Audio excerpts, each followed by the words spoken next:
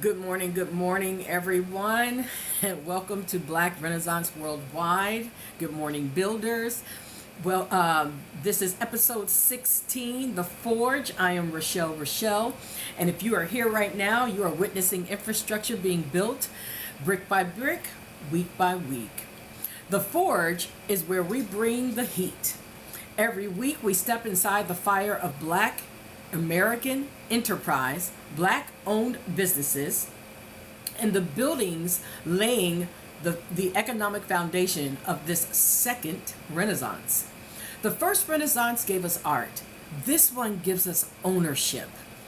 The Forge is where we hammer that vision into something you can hold, spend, invest, and pass down. Welcome to the workshop. Let's open with intention. We gather at this moment, conscious that time is a coordinate and space is a field, and that we are matter organized into meaning. We affirm that the intention behind every action in this space is directed toward the highest probable good for all conscious beings, those here, those watching, those yet to arrive. We honor the full spectrum of human experience, every identity, every expression, every lineage, every struggle,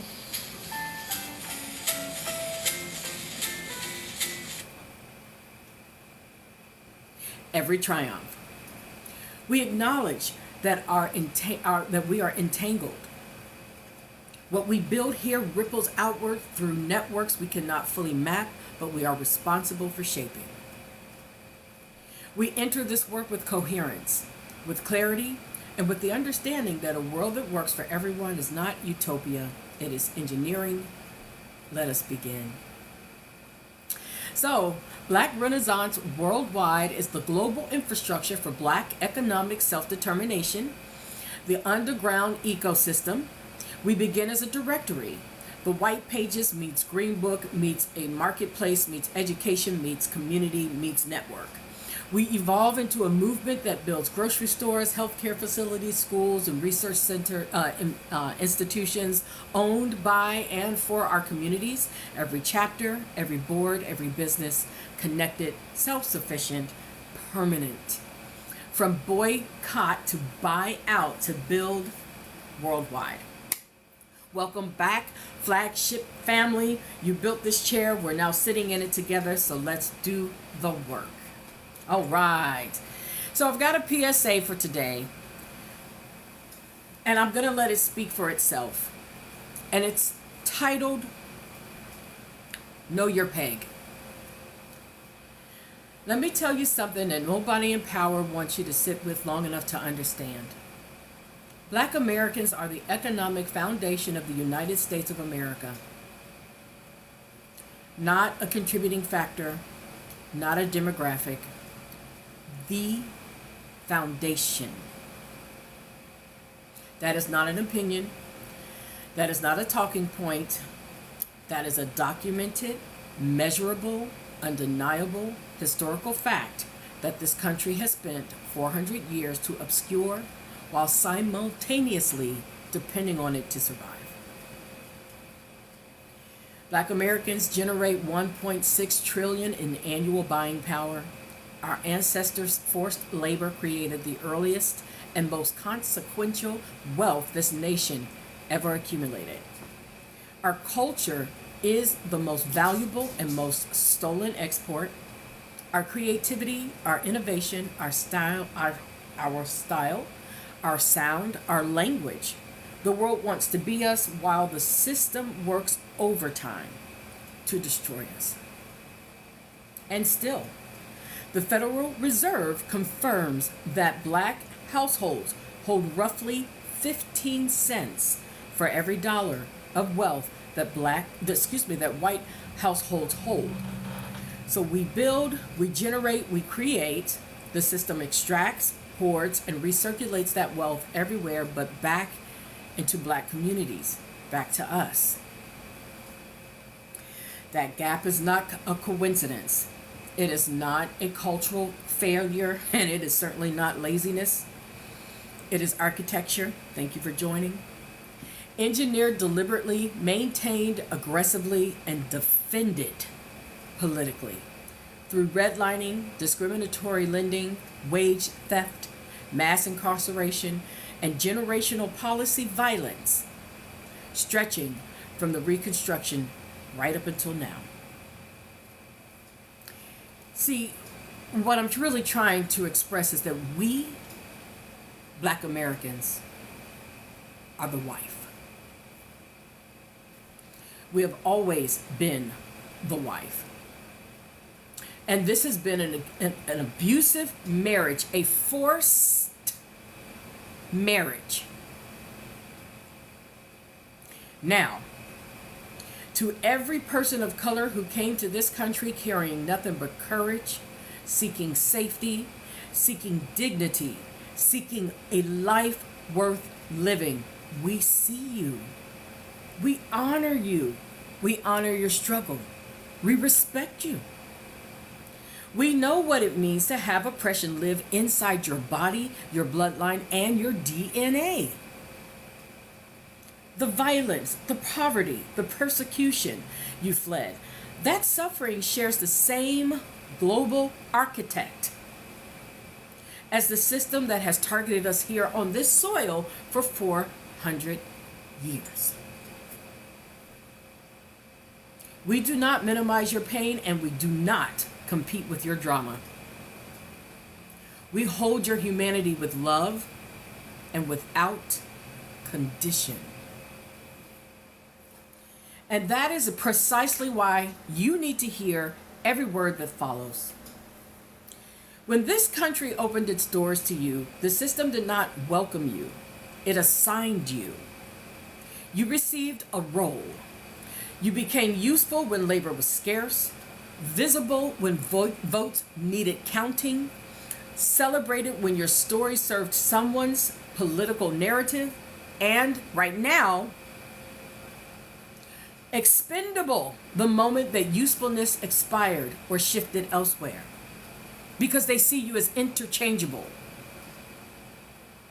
It doesn't matter that you're a beautiful and unique individual, and that your family is a beautiful and unique family, and that your culture is beautiful and unique. They see all the pawns as interchangeable. You are not a partner with this system. You are a prop. This is the mistress position. And we say that with clarity, with love, and with zero apology. Because here is what every mistress eventually has to reckon with. Whatever he does to his wife, he will do to you. And he will do it worse. Because you have less history here, less legal standing, less cultural armor, and fewer people who will march in the streets when it happens to you. This is not speculation. This is a pattern. Every policy that strips Black Americans of voting rights eventually comes for immigrant communities. Every budget that starves Black schools drains immigrant neighborhoods too. Every economic weapon engineered to suppress Black wealth lands on communities of color across the board. Every time this system tightens its grip on us, Black Americans, it tightens its grip on everyone standing beneath us in this hierarchy. I'm going to say that again.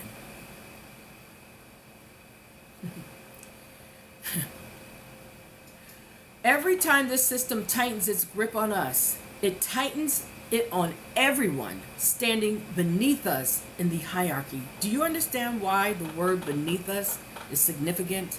Not because we're better than you, not because we're above you, because we are citizens here.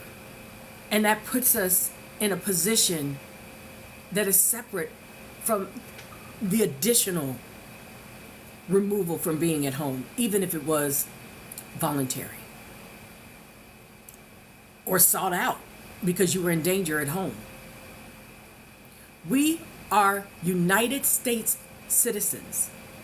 I came across a video whose title incensed me. I try not to get too, we're all here trying to learn, live. I think it's a school. I think it's a jail. I think it's a bunch of different things. I think there are a layer of things happening here on the atmosphere of this earth. Thank you guys for jumping in. Thank you so much. But believe me,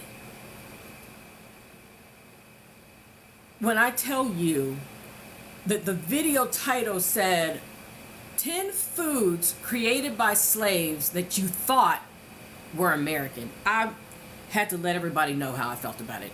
I reported it because it's false information and it puts black people in a very dangerous situation here. I do not understand how you people do not understand that we have been here now for hundreds of years. I'm sorry, Indians, even if you're upset about us being here, the deed is done. We're here now. And and some of us were indigenous and got caught up in the mix, right? We're United States citizens. And if you didn't think so before, it's written in the Constitution. And I just can't argue with you about that anymore. And that does mean, unfortunately, dear heart, white folks is actually Indians, white folks, black folks, or any mix thereof. Okay, we're American citizens, and that's that. We are the canary. When we are suffering, the mind has already been toxic for a very long time, and you are breathing the same toxic air. Now let's talk about the 92%. In the 2024 presidential election, black women voted for Kamala Harris at 92%. Black men at 80%. Of every community that calls itself a people of color and those who are of color and don't know it, Latino voters, Asian voters, Arab American voters, Asian American voters, Latino American voters, let me be specific, I'm talking to Americans here. Not one came within striking distance of those numbers. Not one other colored demographic. Not one matched that level of unity, disciplined, organized, political commitment. Black Americans showed up, collectively and historically. And guess what happened? And we lost. And then we watched the communities who split their votes, set it out, or who made other calculations for other reasons, turn around and look to black Americans for solidarity, leadership, and answers. Absorb that. We are the 92%. We showed every community of color in this country what collective power looks like when it is fully activated. We showed you what it costs to love a country that has never fully loved you back and show up anyway. We showed you loyalty, discipline, and sacrifice at that ballot box and at a level that no other group matched. That is a wife move. Ride or die. Through every broken promise, every stolen election, every policy designed to erase us, we still showed up for the possibility of something better for all of us. And we will be lectured by no one. Anybody who didn't do that, what did that African girl with the really long nails say? Just be quiet. The wife built this house. The wife has survived every attempt to burn it down. The wife knows every room, every crack in the foundation, every door that locks from the outside. The wife has receipts going back 400 years. The wife has buried children, rebuilt communities, produced culture, and saved this country's soul, and voted 92% even when the house was already on fire. The mistress arrived to a house already standing, benefiting from the rights the wife bled for, walking through doors the wife broke down with her own body, and in too many cases, aligning with the husband against the wife who made her entry possible, telling the wife that she should have done more, that she should stop complaining, that she should be grateful. We are done with that conversation. Here is what we offer instead. See the architecture clearly. Understand which peg you occupy and why. Understand who built this house and what it cost. Understand that when this system decides to burn everything down, and it will, because that is what abusive systems do when they lose control, the wife and the mistress loses everything together. The difference is the wife has survived this before. Learn from that. Stand with us. Amplify Black voices, Black leadership, Black business, Black excellence. With the same energy and urgency you bring to requesting our solidarity. Show up for us the way the 92% showed up for all of us, because solidarity has a track record in this country. We are the foundation. We are the record. We are the 92 and 80%, and you need to put some respect on that. I've said my piece. Now we can get on with the show. And as you know, today is The Forge, where we go through a book of the week, a creator of the week, a new announcement, and the business of the week. And then we do our closing affirmations so that we make sure that we seal the time that we had together in love for all time, right? Okay, so let's get to the book of the week. The Color of Money, Black Banks and Racial Wealth Gap by Marsha Baradanen. Now see, when I said it in my head a million times, it sounded just fine. Paraduranen, I believe is how she pronounces it. So Marsha, we're just going to call her Marsha, okay? MRSA, perhaps it's MRSA. It's MEHRSA. So MRSA. It's this young lady right here, and that's the title of her book. She delivers one of the most precise and unflinching examinations of why Black wealth building has faced structural obstruction at every turn in American history. She traces the deliberate exclusion of Black communities from the financial systems that built white generational wealth, from the broken promise of 40 acres to the redlining era to modern banking deserts, and makes the case that credit and capital access remain the central civil rights issue of our time. MRSA writes with the rigor of a legal scholar and the fire of someone who understands that these are not abstract policy debates. They are the lived conditions of millions of Black families right now. What makes this book essential for every BRW listener is that it names the system with precision and then points toward structural solutions. MRSA argues that postal banking, community reinvestment, and Black-owned financial institutions working in coordination could shift the wealth equation in ways that individual hustling alone never can. Oh, it's just, the energy is aligning all over the place. This is the economic blueprint hiding in plain sight, and BRW exists to help our community read it, use it, and build from it. This is exactly what I'm talking about. So we made a couple of falls in the Black community while we were learning the marriage that we're having with our beautiful administration right now, our government, because it's the government that we're in marriage with, not actually all of these people in between. Every individual has a marriage to the government, the same way that I have to explain to people, if you know anything, IRAs, let me kind of make the connection for you. I've been in the financial field for a decade, and I've held several positions within the financial field. And IRA products are a product here in America that the government expects for example, it's called 401k if it is coming directly from your employer.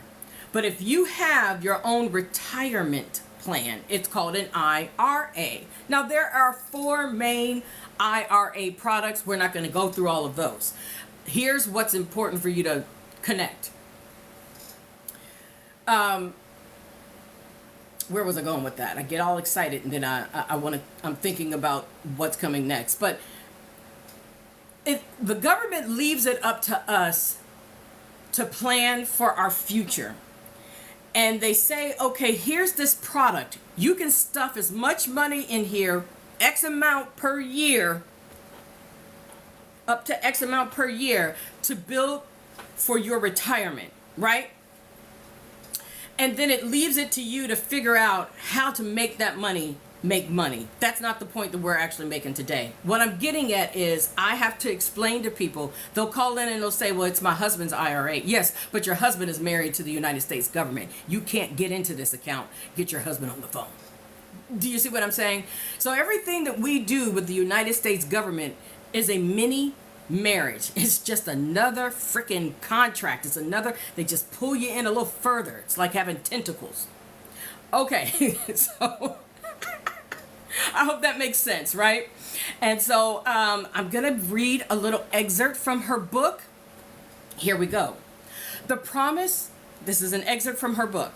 The promise of Black capitalism is that it will lift the Black community out of poverty, but the promise has never been fulfilled. Not because Black people lack entrepreneurial spirit, but because the system was never designed to allow it to work for them. Every time Black communities built wealth, the system found a way to take it away. I'm sorry, that does bring me back to the bigger point that I wanted to make, which was Black people, I feel, have made 2 giant mistakes. I'm sure there are more, but these are 2 that I can clearly see. The first one was when we were building Wall Street, we either were unaware or we were unable to utilize a phrase that I found again. Let me see if I can find it for you. Wait a minute, because I'm going to do a completely different segment on it. And I was putting it to the side so that I could come back to it in the future. But let me just see if I can get my hands on the phrase itself, because I sent it to myself so that I could reference it when I was ready. Oh yes, here it goes, here it goes. I'm glad it didn't take me too long to find it. So I'm looking to build, and this is the vision that God gave me to share with all of you. So we are looking to build this time community land trust, and also union cooperative mutual insurance societies. So what we did wrong the first time during Black Wall Streets, because there were several all over the country, we're doing this everywhere, wherever Black people were. We put all of our insurance policies and our businesses in our individual names. Let me explain this to you very carefully. If you are someone of color, you don't really have to be Black, but of course I'm talking, my whole show is built on Blackness, so it's for everybody. It's not gatekeeping. But if you are a business, as soon as you can, listen to me very carefully. I'm going to say it with the seriousness that I mean it. As soon as you can, put that shit in a trust. Build a trust. If some of this costs money, costs time, costs other people to be involved, like attorneys and all, because you want your paperwork tight. But the least you could do for yourself is put your business in a trust. Then insure that trust. Do you understand what I'm saying to you, please? And thank you. That's how you protect your individual stuff. Then as time goes on, what I see happening is we will build like an individual business union. You understand, where there's a protectiveness to the class, even though we're all individual businesses.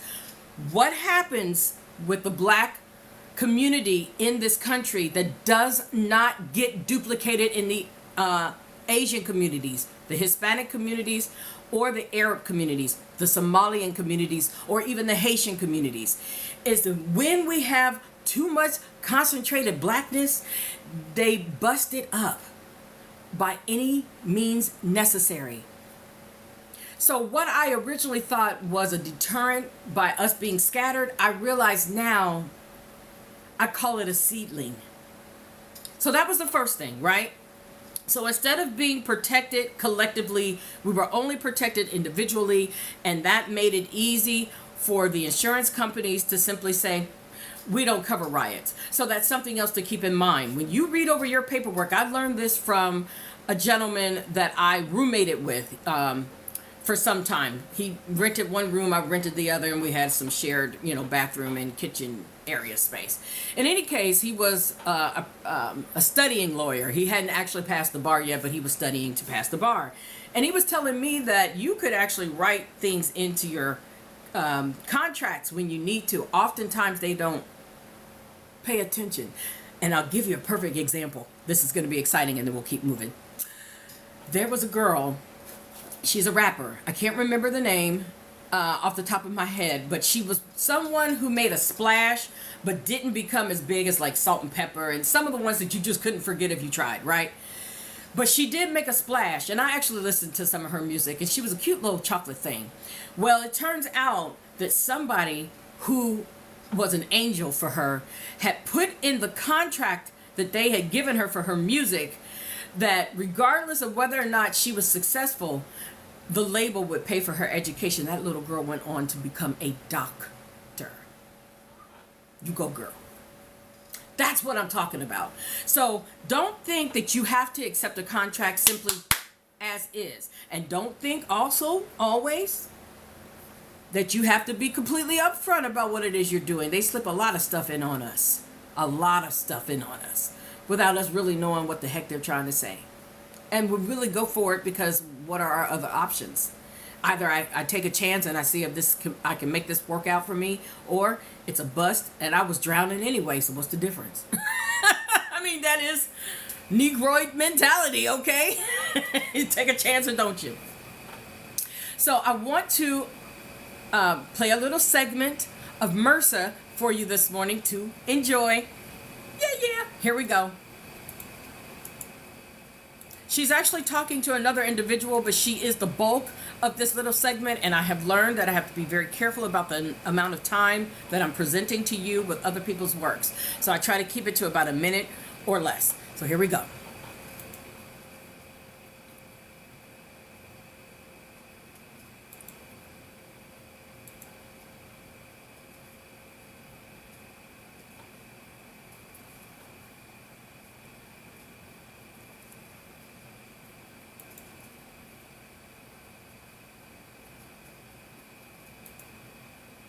What does it mean when you unleash capital from all restraints? What is capital itself, right? It's this growing idea. And I say in the book, I try to use like different analogies. It's like a virus. It's a cancer. It's a meme. It's a thing that has to grow. And when you don't limit its growth anymore, it grows at such a fast rate that it ends up coming back in to really shape the economy to its own ends, to capital's own ends. So, we worry about this AI takeover. And my conclusion here is like, we've been taken over by an artificial intelligence. And that is capital's need for yield year after year, at least 6%, up to 20% at any cost, right? That I think is a fundamental reshaping. So it's not just a free market. We have a financialized economy. And what does it mean when finance runs the ship? It's not production. It's not jobs it cares about. It's just yield. And we've been in there since the 90s. It got supercharged in the 2010s, and it's now just buried away from public sight because it's really in these very complex Fed programs. All right, thank you for enjoying that. And now that brings us to our creator of the week, this young lady right here, Jessica Nambongo. I hope I am saying that correctly. I mean it with respect. Jessica is a travel creator, an author, and a cultural ambassador, and she's really fascinating. I had not had the privy of knowing who she was or being one of her subscribers prior to researching for this segment today. But Jessica Nambongo made history as the first Black woman documented to visit every country in the world And she turned that extraordinary journey into a platform that centers Black excellence, African heritage, and diaspora connection in a travel space that has long treated us as an afterthought. Through her brand, The Catch Me If You Can, her book, The Catch, 193 Countries, One Black Girl, and One Black Girl. I believe that's the whole title of the book. And her stunning visual storytelling across social media. I'll have to do that out loud next time first. She shows Black people as global citizens who belong everywhere on earth. Her work dismantles the narrative that the world is not for us, because Jessica Nambongo has been to every corner of it and came back with receipts. What sets Jessica apart as a creator is the internationality she brings to every platform that she touches. She does not simply document travel, she documents Black joy, Black safety, Black belonging, and Black connection to the African continent and diaspora communities scattered across the globe. For BRW listeners building a worldwide vision, Jessica is living proof that the Black Renaissance is not a local event. It is a global movement with roots in every nation on earth right now. And I'm so excited. That's why I keep telling the diaspora, we are going to meet you in the middle, baby. You keep working. We're going to keep working. We're going to catch up to one another. I've got another little segment for you to enjoy. Here we go.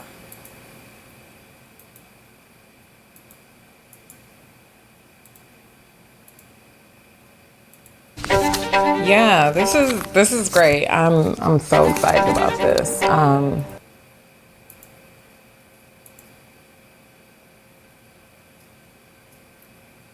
There we go.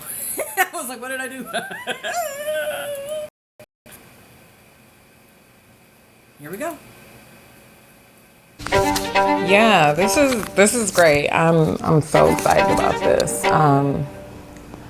Okay, is it this camera? Oh no, okay, this camera.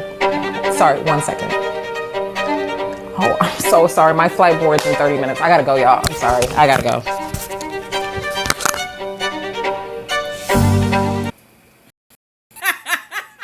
That was a cute little segment.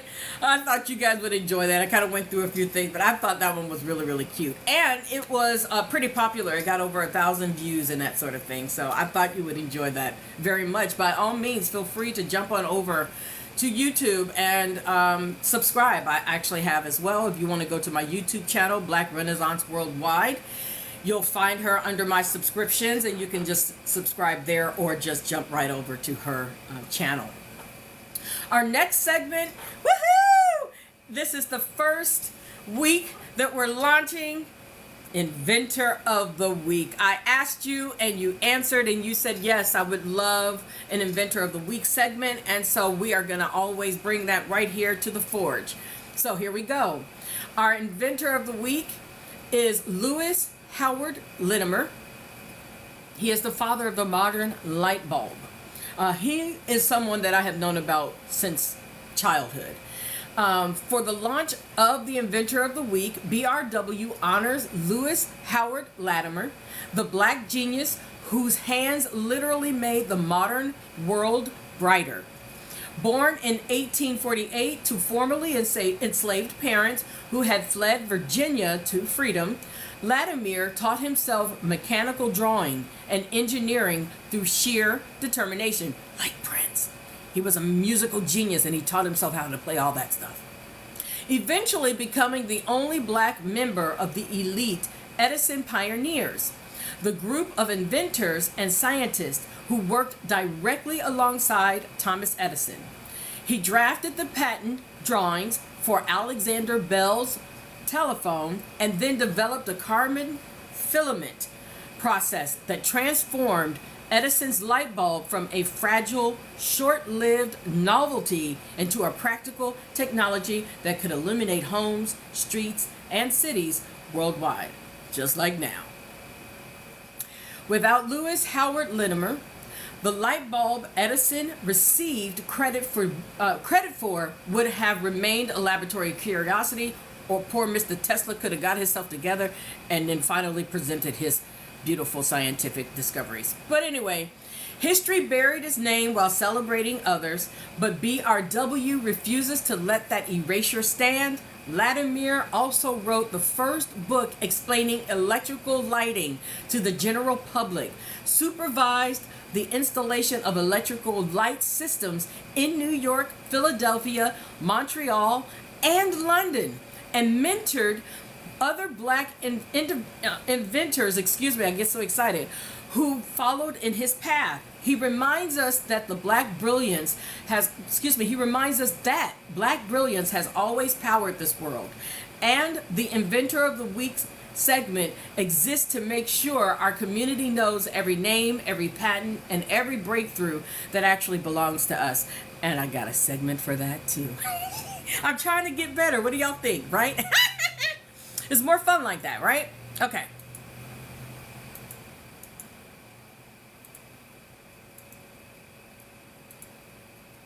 My name is Louis. It's gonna sound crazy to say, but they're the reason I'm not locked up. Philly is a city where its youth are more likely to. Okay. Let's get going.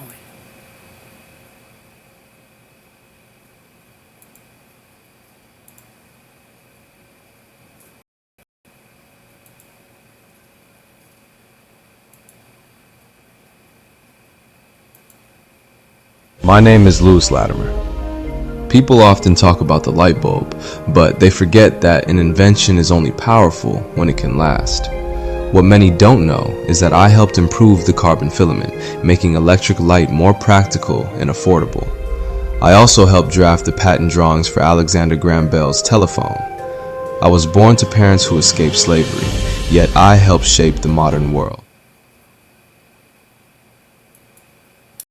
I hope you enjoyed that little segment. Of course, you can find that on my YouTube channel next week. I always upload what we do this week together here live for next week's entertainment. And I actually had to double up this week on YouTube because I had set some things in motion that apparently did not catch. So I had to put 2 weeks on the same week. So the week before was on Tuesday, and tomorrow will be last week, and then we'll start with our regularly scheduled programming. And that brings us to the Forge of the Week. So the Forge of the Week this week is Camelback Ventures. And that's them right here. So Camelback Ventures is a New Orleans-based accelerator and investment firm that bets early and boldly on Black and Latinx entrepreneurs building solutions for their own communities. Founded by Aaron Walker, Camelback operates on the conviction that proximity is the greatest qualification for solving it. So let me say that again because I don't feel like that made sense even to me. Okay, founded by Aaron Walker, Camelback operates on the conviction that proximity to the problem, there we go, is the greatest qualification for solving it. Funding founders who come from communities they serve and treating racial equality as a core business strategy built into the DNA of every investment decision. I'll be getting in contact with them. Since its founding, Camelback has supported hundreds of entrepreneurs through fellowship programs, seeding, funding, and the kind of hands-on, I am so looking forward to making contact with them, and the kinds of hands-on mentorship that transforms a great idea into a functioning enterprise.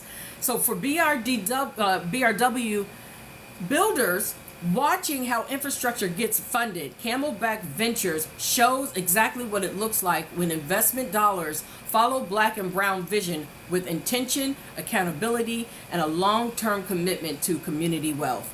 Aaron Walker built Camelback because he understood that the entrepreneurial pipeline for Black founders breaks at the earliest stages, at the moment when a visionary needs their first real bet placed on them, and that is the truth. Camelback places the bet, and the results speak for themselves. This is the kind of forge our movement needs more of, and BRW is proud to put it into the spotlight. Now, I couldn't find a segment specific to like a commercial for Camelback, but I did grab one of the people that they are supporting, and hopefully you'll see a video of me one day too. Yeah. Okay, here we go. One more time for those in the back.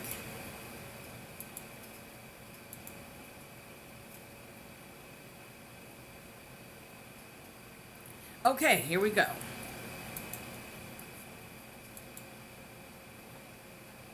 This is gonna sound crazy to say, but there's a reason I'm not locked up. Philly is a city where its youth are more likely to be impacted by incarceration than they are to have a quality education. We have a restorative justice diversion program, which means we get referrals from the Philadelphia District Attorney's Office.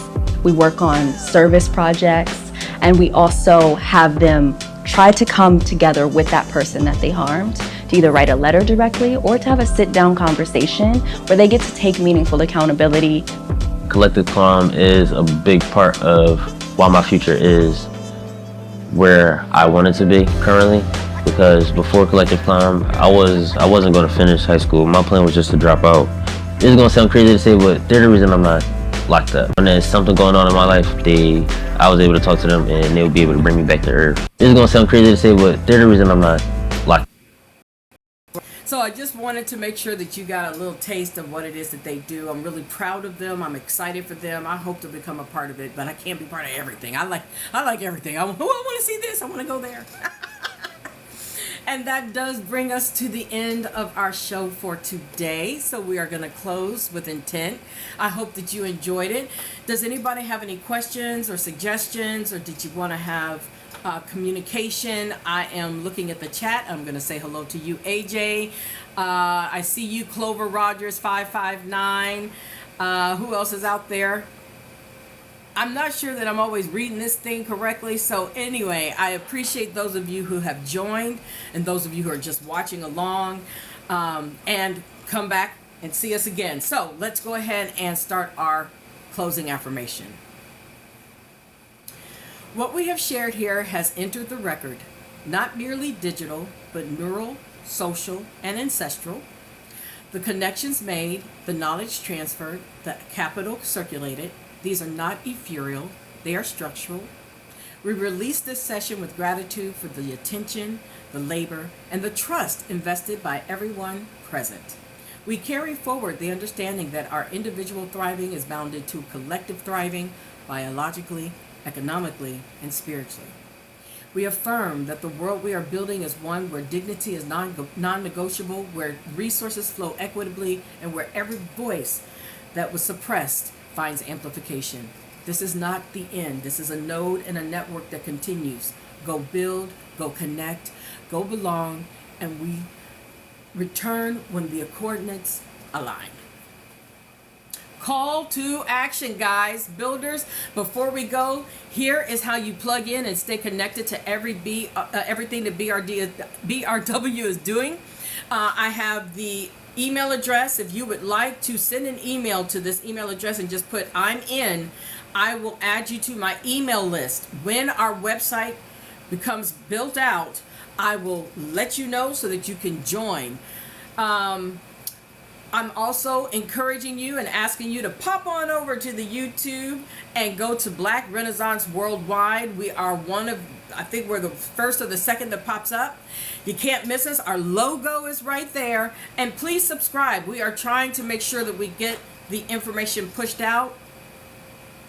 And then, of course, I've got a landing page. So all of that is actually, if you go to my bio, whether you're on TikTok or the YouTube, there's a bunch of information there. Easy to click and go. Okay. BRW is live weekly. Wednesdays, we have the Forge at 10 a.m. Saturdays, we have the Marketplace at 10:30 and and on Sundays, we have the Sanctuary at 11 a.m. So the Forge is where we present the businesses of the week. The Saturday, the market, is where we talk about what BRW needs to grow and a few other things. We've got our Elders Corner there and our Community Corner going on weekly there. And then on Sundays, we bring it all together with a relaxing hour of Afrocentric based music. I like to highlight a black YouTube. I want it to be a black YouTube music channel, but it's at least black leaning in terms of music or creativity. And I like to bring that to you guys. And we spend about an hour together on Sunday mornings hanging out and listening to good music. So BRW is live. We are building permanent infrastructure for black economic self-determination, and now you're a part of it. From boycott to buyout to build worldwide. I am Rochelle, and please remember, leave the world better than it was when you woke up, because you'll only thank yourself. I will see you again this Wednesday at the marketplace, this Saturday at the marketplace, July 25th at 10:30 a.m. Eastern Time. I hope you guys have a super duper week. Universal love, y'all.